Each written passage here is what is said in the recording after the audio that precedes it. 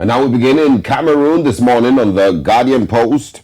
Not very many stories. It says there at matriculation ceremony, ICT University freshmen urged to dream big and be entrepreneurial. Guest speaker, EcoBank Cameroon Managing Director Gwendoline Abunave tells freshmen you don't have to go to Harvard to have entrepreneurial mindset. You will gain it here at ICT University. All right. But really, let's actually talk about that. Really, why do people go to Harvard? So aside the fact that it is, these are my thoughts. So I think aside the fact that it is one of the best universities, educationally in the world, it's an Ivy League school. Aside that part, I think it's also because of the relationships that you are able to build in those spaces. There you go. And those relationships could set you up for life. There you go. You may not find those relationships in Ikobayi College. No matter how good their IT department is, basically. So those are some of the benefits. Aside, I understand that the educational level might be similar in other universities, but there is some relationships that you would be able to make in those universities that you may not see. I mean, at some point, Southern Africa was rated as one of the highest places where you can get the best education, especially in Africa. If you come down to Western Africa, we did have somewhere in the southwest, of course, and the southeast as well. Yeah.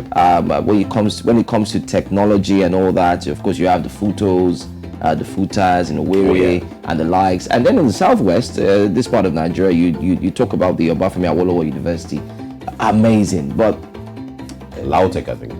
A lot to be done. Yeah, a lot. There's a lot. There's a lot of work to be done. But that's the story in Cameroon this morning. Also, government initiates process for Andre Onana's return to Lion's Den, and 5 die, 88 hospitalized as cholera hits center region. These are the big stories on the Guardian Post in Cameroon this morning. Let's move to Kenya, see what we can find. All right, talking of Kenya, let's go to Daily Nation. Daily Nation always holds forth. They waste no time in breaking these stories and letting you in on what's going down. MPs throw the ball back to Ruto Raila.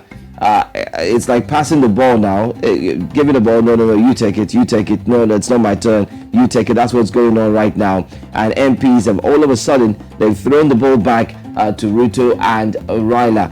That's one of these stories that you'll find on the front pages of the Daily Nation. Do not forget that Raila Odinga had said that protests will resume, and he was ready to go full throttle without holding back, especially looking at the fact that the handshake hasn't taken place yet.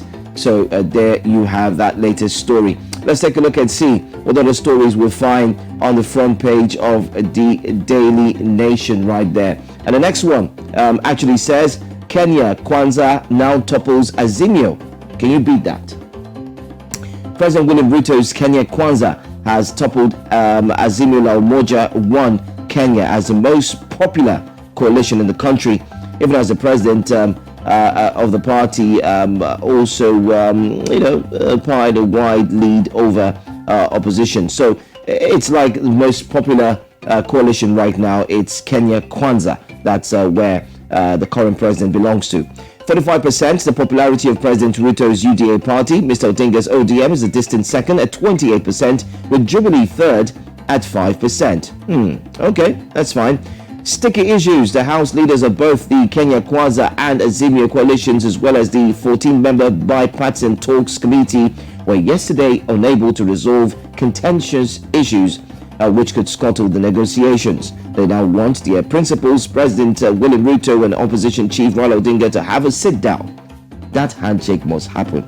That's what they're saying. You should go and solve your... It's like when 2 kids are jumping up and down fighting. The parents just say, you know what, both of you, sit down, sort it out and get the results. Because it's hurting the economy, I must say.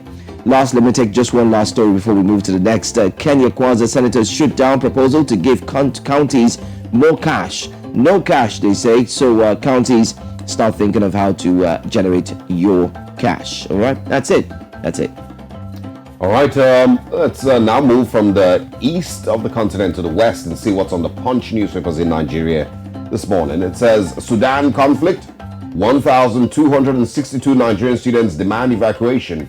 330 residents killed.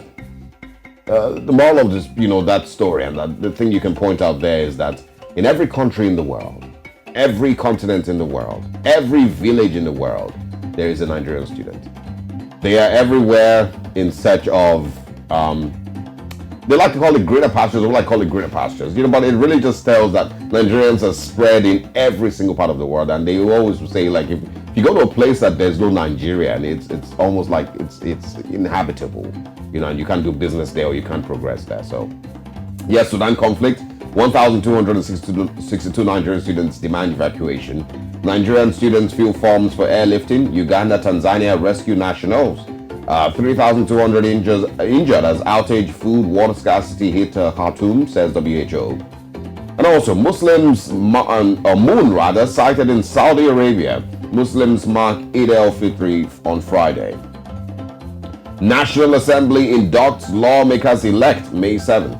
Banana Island developer plan to rake in 22 billion naira revenue, says a report. And what else can we find this morning? Buhari suspends Adamawa resident electoral commissioner. It's one of the things we're speaking about later on the show. Other security agents probe. And also IOCs moved $21 billion investment to other countries, says the federal government. Finally, military will ensure peaceful handover May 29th, says Defense Headquarters. The Guardian, that story there begins with, despite express centers, corruption, racketeering, hobble passport application process. I mean, have you tried getting your passports lately? It says, despite express centers, corruption, racketeering, hobble passport application process. Why? There's a slogan I came up with, and I'm going to share it here on national TV. Sadly, it's in as much as we try to mirror who we really are, it keeps shrouding and covering everything that we do. If it's not hard, it's not Nigeria. Yeah. Wow. Yeah, well, sadly. If it's not hard. I mean, the passport collection centers, if you want express centers, you pay for them. But sadly, you still pay for those express centers. You still hear, you still have to pay extra. Oh, yeah. There's something else you need to do. Sadly. Why? It's a problem. The front page, you might want to read The Guardian and get some more about it. Let's also take this one very quickly. This one says, Eid al-Fitr, continue Ramadan values, be modest, vigilant, Sultan, IGP DSS tells Nigerians. Adamawa poll, INEC denies partisanship as Falana urges NBC to sanction NTA. Wow. Well, don't forget that the national broadcaster actually put up that video that saw Aisha, who came on air and was talking about her receiving the victory for being the next governor of Adamawa, which wasn't in any way true. But we'll talk about that. We'll delve into that story. That's what I'm going to take. Lastly, India, Nigeria top in children lacking single routine vaccination. And I'm sure there's a lot that can be done, especially from the point of Africa. Absolutely. Now, still in Nigeria, Daily Trust newspapers, what we're moving to right next. Big one there says 4,000 Nigerian students stranded as federal government tarries on evacuation. And that's very likely with regards the issues in Sudan. It says our lives are at risk. We're consulting, Diaspora Commission says, and also regional global forces behind crisis, General Aguai is saying.